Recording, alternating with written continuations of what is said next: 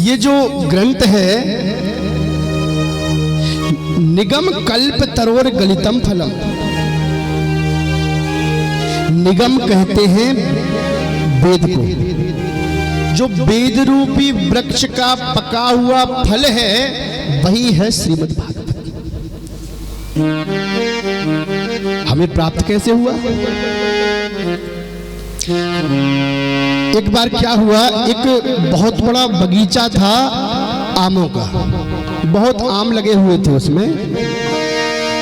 उसी बगीचे में एक बीच में सबसे लंबा चौड़ा एक वृक्ष था आम का, उसकी टहनी पे एक पका हुआ आम लगा हुआ है।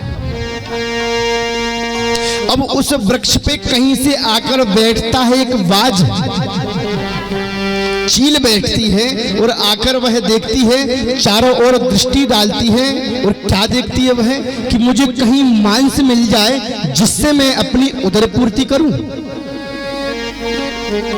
उसी वृक्ष की टहनी पर आके बैठता है एक कबूतर, वह दृष्टिपात करता है कि मुझे कहीं कोई मादा कबूतरी मिले उसके साथ में प्रसंग करूं।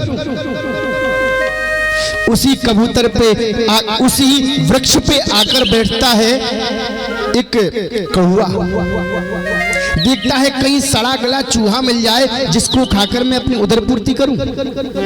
उसी समय एक तोता आता है, वो ऊपर की टहनी पर नहीं बैठता, अब तो वह वृक्ष के चारों ओर घूमता है और आकर देखता पका हुआ फल कहाँ है। आकर उस पके हुए फल में ऐसी चोंच मारता है कि उसका रस बूंद बूंद होकर पृथ्वी पर गिरने लगता है, जिससे वह चेटा चेटी जो उस वृक्ष के फल तक नहीं पहुंच पाते उस रस का पान कर कर मदमस्त होते हैं। वास्तव में देखा जाए तो वह सबसे ऊंची टहनी क्या है? वह सबसे ऊंची टहनी है हमारी बुद्धि। जो बुद्धि में आता है, व्यक्ति सोचता है कि मुझे ऐसा करना चाहिए, मुझे वैसा करना चाहिए, लेकिन वास्तव में सच्चा भक्त वही है जो श्री सुखदेव जी की तरह बुद्धि से नहीं, अभी जो थोड़े नीचे आकर हृदय रूपी भवन में जो परमात्मा विराजमान है उसका चिंतन करके हमें, आपको और सबको परमात्मा में लीन कर देता है। इस प्रकार 3 श्लोक में श्री व्यास जी महाराज ने मंगलाचरण किया है। आइए अब कथा में प्रवेश करते हैं। बोलो बांके बिहारी लाल की जय। वहीं चलते हैं जहां 88,000 ऋषि कल विराजमान थे, नैमिषारण्य क्षेत्र में श्री सूत जी का आगमन होता है। उन्हें सूत जी महाराज से सभी संतों ने प्रश्न किया है। महाराज प्रश्न क्या किया? एक प्रश्न नहीं, 2 नहीं, अपितु 6 प्रकार के प्रश्न किए हैं। शौनकादिक ऋषि कहते हैं महाराज हम आपसे कुछ प्रश्न करना चाहते हैं। क्या बात है, बोलो। वो प्रभु एक बात बतलाइए, मानव के लिए परम धर्म आखिर है क्या? सवेरे से उठ के परिक्रमा लगाना परम धर्म है, या 4 बजे से स्नान करना और माला जपना परम धर्म है? माता पिता की सेवा करें परम धर्म है, या जाके रोज मंदिर में जाके आरती गाएं यह परम धर्म है? आखिर धर्म की परिभाषा क्या है? दूसरा प्रश्न कहते हैं महाराज हमने सुना है कि कई देवी देवता प्रकट हो रहे हैं, जहां जाओ एक मंदिर बन गया है नया, तो श्रेष्ठ देवता है कौन? ऐसा कौन श्रेष्ठ है जिसको हम श्रेष्ठ माने, क्योंकि हर 2 साल में एक कोई देवता निकल जाता है? तीसरा प्रश्न कहते हैं कि वेद में परमात्मा को कहा गया है अजन्मा, जिसका जन्म नहीं होता वही तो अजन्मा है। यदि वह अजन्मा है तो जो देवकी का पुत्र बनकर आया वह कौन था?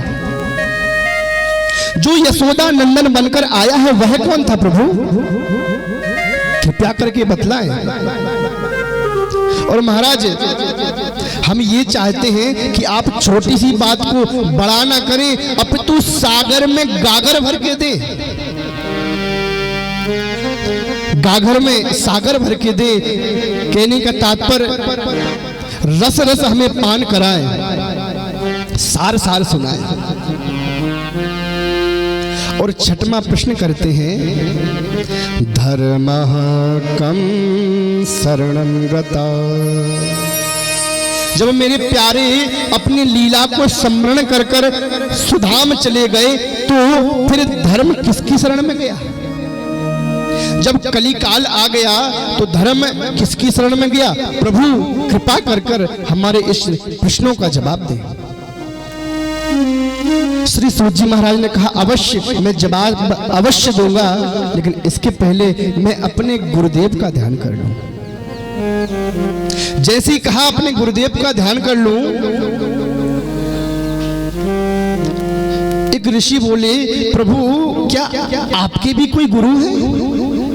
अरे हम तो यही जानते थे कि आप ही सबके गुरु हो, लेकिन क्या आपके भी गुरु हैं?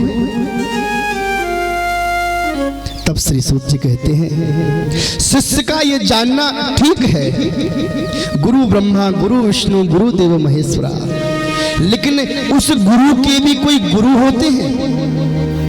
और सच्चाई तो यह है कि यदि शंकर के समान भी कोई ज्ञानी है, उसको भी गुरु की आवश्यकता